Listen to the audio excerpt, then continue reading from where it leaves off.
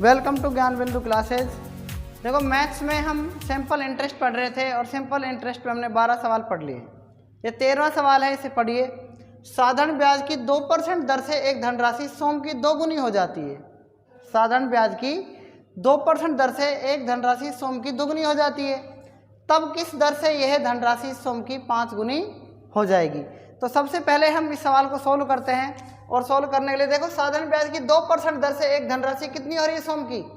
2 गुनी हो रही है। मतलब कि जो मूलधन है वो कितना है? वो है 100 रुपये। कितना है? 100 रुपये। और दुगनी हो रही है, इसका मतलब क्या है? कोई राशि हमने 100 रुपये उधार ली किसी से और वो 2% की दर से कितनी हो गई? दुगनी हो गई, मतलब 200 रुपये हो गई। बात आ रही समझ में? मैंने कोई 100 रुपये किसी से उधार लिए और मतलब इस मिश्र धन का मतलब होता है इसमें ब्याज और मूलधन दोनों। समझ में आ रही मेरी बात? मिश्र धन का मतलब मिक्स धन। अब ब्याज कितना बन जाएगा बताओ? ब्याज हमेशा आएगा इस 200 में से आप ये 100 घटाएंगे, कितना? 100 रुपये। तो ब्याज कितना आ जाएगा बताओ? 100 रुपये आ गया। हमारे पास मूलधन भी है, ब्याज भी है और क्या है? दर भी दे रखी है। दर कितनी दे रखी है? 2% दे रखी है। समझ में आ गई मेरी बात? अब देखो क्या इससे क्या निकल जाएगा? समय नहीं है तो समय निकल जाएगा ना। तो समय कैसे निकलेगा? समय देखो समय कैसे निकलेगा?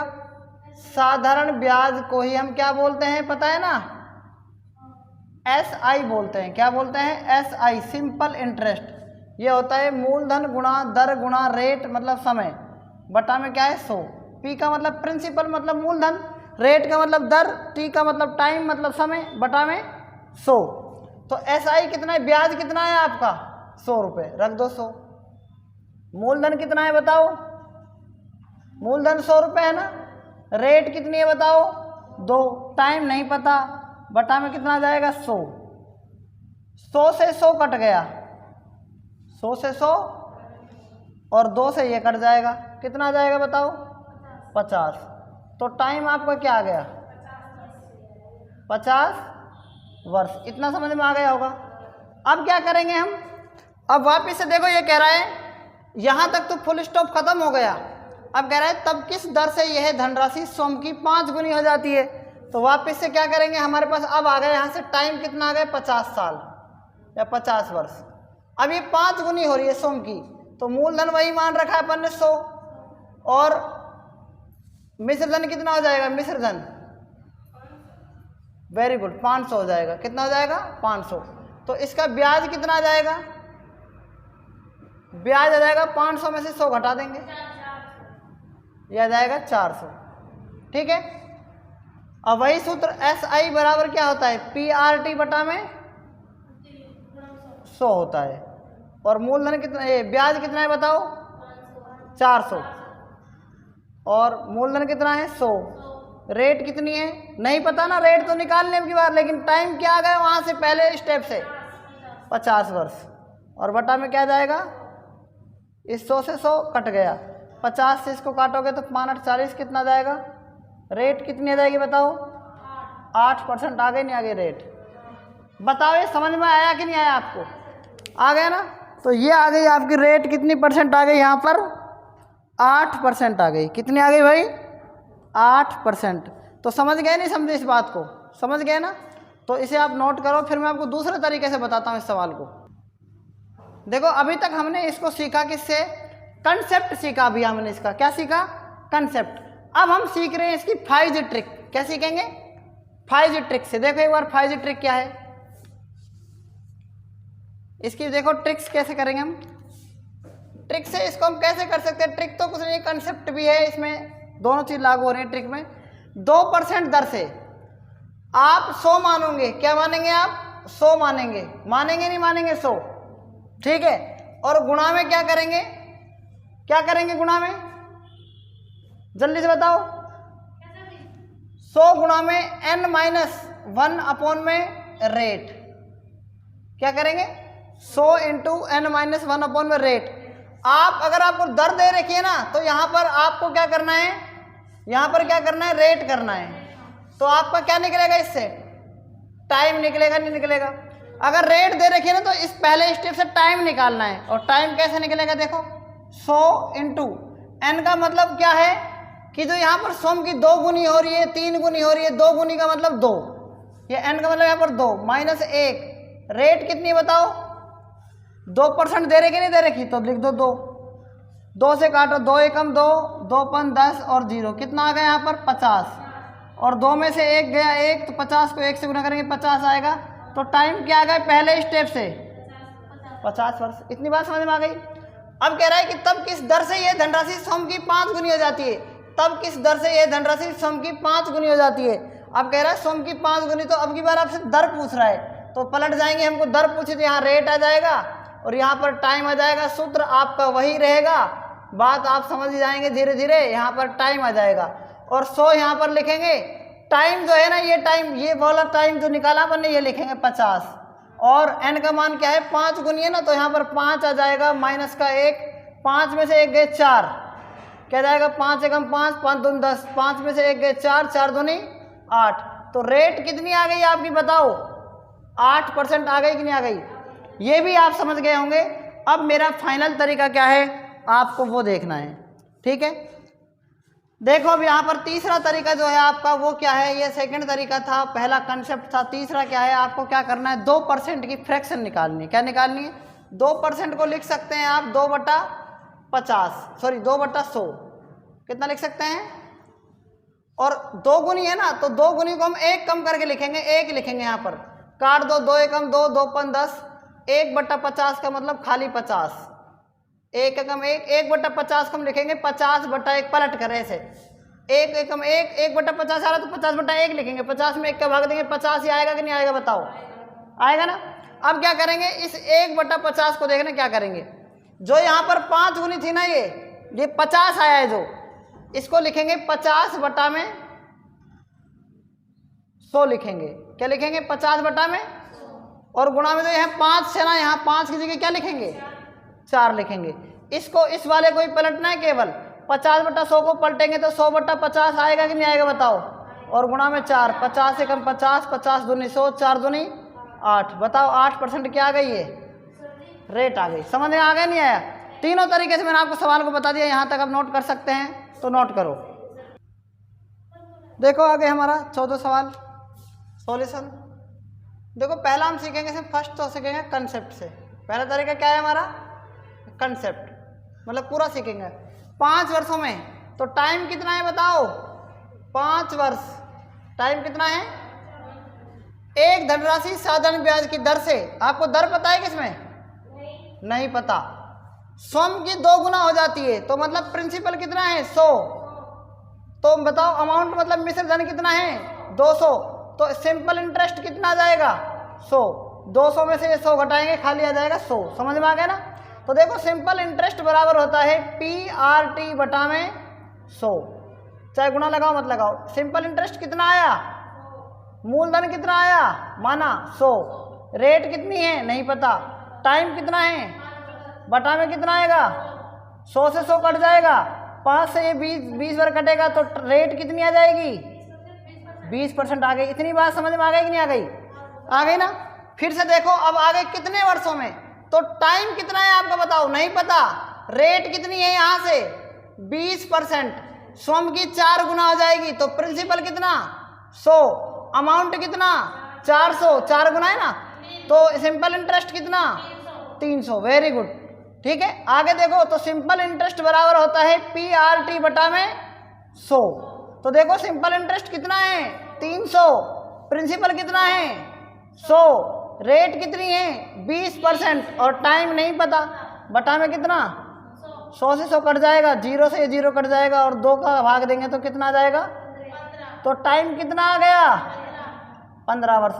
ये आपका पहला कंसेप्ट था, बताओ समझ में आया या नहीं आया, आ गया ना।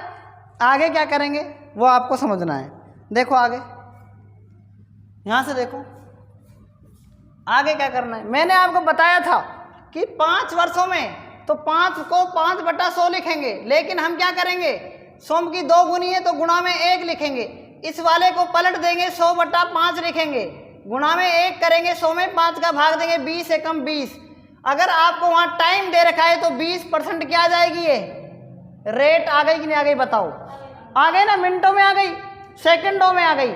अब आप देखो यहाँ पर क्या है, सम की 4 गुना हो जाती है, तो इस 20 को क्या करेंगे 20/100 लिखेंगे, लेकिन मैंने कहा इसको ऐसे नहीं लिखेंगे, 100/20 लिखेंगे। लिखेंगे नहीं लिखेंगे बताओ, इसी को बदल देंगे, ठीक है। और गुणा में 4 गुना है तो क्या लिखेंगे 3 लिखेंगे, 20 500 और 5 तिया 15। ये क्या आ जाएगा कितने वर्षों में, तो ये आपका क्या आ गया टाइम आ गया। बताओ समझ में आया या नहीं आया, आ गया तो नोट करो, इसको उतार लो। एग्जाम्पल 15, 2 अलग अलग बैंकों से प्राप्त 200 रुपये की धनराशि पर प्राप्त 3 वर्षों के साधारण ब्याज का अंतर 60 रुपये है, तो उनकी दरों में अंतर ज्ञात करो।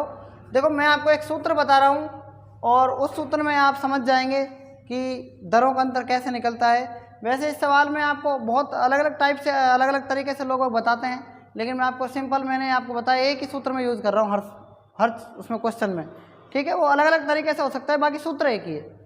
तो देखो इसमें क्या होता है, SI बराबर होता है PRT, क्या होता है PRT बटा में 100। आपको इस सवाल में चाहे आपको साधारण ब्याज का अंतर कहे, चाहे आपको कोई क्या कहे साधारण ब्याज कहे, बात आई समझ में, चाहे साधारण ब्याज कहे चाहे साधारण ब्याज का अंतर कहे, तो अंतर ये था 60 रुपये है, ठीक है। ये 60 रुपये लिख दिया साहब मैंने, ठीक है। प्रिंसिपल कितना है मूलधन, 2 अलग अलग बैंकों से प्राप्त 200 रुपये की धनराशि, तो धनराशि का मतलब मूलधन होता है, ठीक है। तो 200 रुपये क्या है धनराशि है। आगे क्या कह रहा है, धनराशि पर प्राप्त 3 वर्षों के साधारण ब्याज का अंतर 60 रुपये है। कितने वर्षों का अंतर, तो टाइम कितना आ गया 3 वर्ष। अब रेट, अब कह रहा है बटा में क्या है 100, अब कह रहा है तो उनकी दरों का अंतर, तो सूत्र में भी आप क्या कर सकते हैं, चाहे रेट का हो चाहे रेट का अंतर का हो, तो सूत्र में एक यूज किया है मैंने। देखो सूत्र यही है, इन सब की जगह अंतर अंतर भी लिख दोगे तो कोई फर्क नहीं पड़ेगा। अगर आपसे कहता है ना तो उनकी दर बताइए, दर क्या होगी, तो भी सवाल यही था, और कह दिया कि दरों में अंतर क्या है, तो भी सवाल एक ही है, बस घुमाने का फर्क होता है। 2 0 से 2 0 कटी, 3 को 2 से गुना करेंगे 3 दूनी 6, 6 को इससे काटेंगे तो 6 दही 60, तो रेट कितनी आ गई बताओ 10%। तो बताओ समझ में आया या नहीं आया आपको, ठीक, तो नोट करो इसको आप।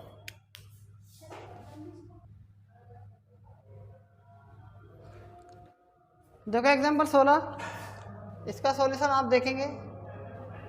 देखो 16, 400 रुपये की धनराशि पर 5 वर्षों का साधारण ब्याज और 600 रुपये की धनराशि पर 4 वर्षों का कुल साधारण ब्याज 132 रुपये है। मेरी बात समझ में आ रही है कि जो दोनों हैं ना इस ब्याज, उन पर कुल ब्याज कितना है 132। देखो मैंने बताया आपको ब्याज का जो सूत्र होता है वो क्या होता है, पहला ब्याज ये, दूसरा ब्याज ये, ठीक है। और इन दोनों का जो है ना ब्याज कुल मिलाकर कितना है 132 है। बात आगे समझ में नहीं आई, ठीक है। तो पहले ब्याज में देखो सूत्र क्या होता है, PRT बटा में 100 होता है कि नहीं होता बताओ, होता है ना, और प्लस दोनों में PRT बटा में 100 होता है, ठीक है। लेकिन क्या है दोनों का ब्याज एक ही है 132, समझ में आ गया। तो देखो 400 रुपये की धनराशि, पहले वाले में धनराशि कितनी है 400, रेट नहीं पता, टाइम कितना है लेकिन 5 वर्षों का है, और बटा में क्या लिख देंगे 100, प्लस P कितना है दूसरे वाले में क्या है और 600 रुपये की धनराशि, तो 600, रेट कितनी है 4, टाइम कितना है, टाइम 4 वर्षों का, रेट इसमें नहीं दे रखी है ना, और टाइम कितना है 4 वर्षों का, बटा में 100 बराबर 132। काट लो पीट लो, आ जाएगा 2 0 से 2 0, 5 चौक 20, 20 R आ गया है 20 R, और ये कितना जाएगा 6 चौक 24 R बराबर में 132। देखो 24 और 20 कितने हो गए बताओ, 44 R हो जाएंगे ना, बराबर 132, और 44 को 3 से काट दो, कितनी बार कटेगा 3 चौक 12, 3 चौक 12 और 13, रेट कितनी आ जाएगी बताओ दोनों की 3% आ जाएगी। इसने कहा था दोनों ही स्थितियों में क्या है इसकी दर समान है, तो मतलब R दोनों में समान लिया था ना मैंने, तो इसका मतलब क्या है दर परसेंट पूछिए कितनी आ गई रेट 3%। बताओ समझ में आया या नहीं आया। अब हमारा 17वां प्रश्न है, पढ़ो इसको, इसका सॉल्यूशन देखेंगे। 1500 रुपये की राशि का कुछ भाग 10% तथा शेष भाग 7% की साधारण ब्याज की वार्षिक दर से उधार दिया गया। 3 वर्षों में कुल ब्याज 396 रुपये मिला, तब 10% की दर से दी गई राशि क्या होगी। ठीक है, तो ध्यान से देखना, ये जो 1500 रुपये ये क्या है मूलधन है, मूलधन को बोलते हैं अपन P, ठीक है। और एक दर इसमें 10% है और एक दर क्या है इसमें 7%। तो फर्स्ट को मानेंगे 10% और सेकंड को मानेंगे 7%, इस तरीके से, ठीक है। ऐसे इस पर गौड़ा कर लेंगे हम। इन दोनों की आपको दर अगर मिल जाती तो आपका आंसर जल्दी आ जाता। लेकिन हो क्या रहा है इस सवाल में कि जो मूलधन है 1500 रुपये, अब कह रहा है कि 3 वर्षों में, तो टाइम कितना आ गया 3 वर्ष, और इसका कुल ब्याज कितना है, तो ब्याज को बोलते हैं एसआई सिंपल इंटरेस्ट। ब्याज कितना है 396। तो हमको देखो मूलधन पता है, टाइम पता है, साधारण ब्याज पता है और दर नहीं पता। तो दर कैसे निकलेगी, एसआई बराबर पीआरटी बटा में एसआई कितना है 396 और मूलधन कितना है 1500। दर कितनी है नहीं है, टाइम कितना है बटा में कितना है 100। 2 जीरो से 2 जीरो कट गई, ठीक है। आपको रेट निकालनी है तो 15 और जो 3 है ना इसके गुणा में, ये कहाँ चल जाएगा 396 के भाग में चल जाएगा। और काट लो इसको आप, 3 एकम 3, 3 तिया 9, 3 दूनी 6, 3 दूनी 6, 132 में 15 का भाग देंगे तो क्या जाएगा 15 8 120, 12 बचेगा, 15 8 120 मतलब 8.8% आ गई दर। कितनी आ गई, तो ये दोनों की दर आई है 8.8। इसको आप आगे बढ़ा दो, इसको इस प्रकार से आगे बढ़ा दो। देखो 10 और 8.8 का अंतर कितना है बताओ, ये आ जाएगा 1.2 का अंतर। इस अंतर को यहाँ पर लिखेंगे, 10 में से 8.8 गए तो 1.2, इन दोनों का अंतर। उसके बाद क्या करेंगे हम, इन दोनों का अंतर कितना है 8.8 और 7 का अंतर कितना है 1.8 का अंतर है। क्लियर है ना। देखो एक के बाद इकाई के बाद पॉइंट और इकाई के बाद पॉइंट, पॉइंट से पॉइंट कट जाएगी। अब इसको काट दो, 2 9 18 और 2 6 12, तो अनुपात कितना आ गया 9:6। दोनों का योग कितना है 9 और 6 15। तो किसकी दर पूछी इसने 10% की दर से दी गई राशि, तो 10% के नीचे क्या है 9, तो ऊपर लिखेंगे 9 और गुणा में क्या कर देंगे, क्या कर देंगे 1500। तो 15 एकम 15, 100 को 9 से गुणा करेंगे कितना आएगा 900 रुपये। तो हमसे 10% की दर से दी गई राशि कितनी आई, इसमें 900 रुपये आई है। क्लियर है ना ये बात। तो यहाँ तक आप नोट कर लो इसको। देखो 18 सवाल पढ़ो। 10,000 की धनराशि का कुछ भाग 8% की वार्षिक दर से तथा शेष भाग 10% की वार्षिक दर से उधार दिया जाता है। यदि औसत वार्षिक ब्याज दर 9.2% हो तो दोनों भागों की धनराशि क्या है। अब की बारी सवाल बिल्कुल थोड़ा सा अलग है, बाकी सवाल सेम है।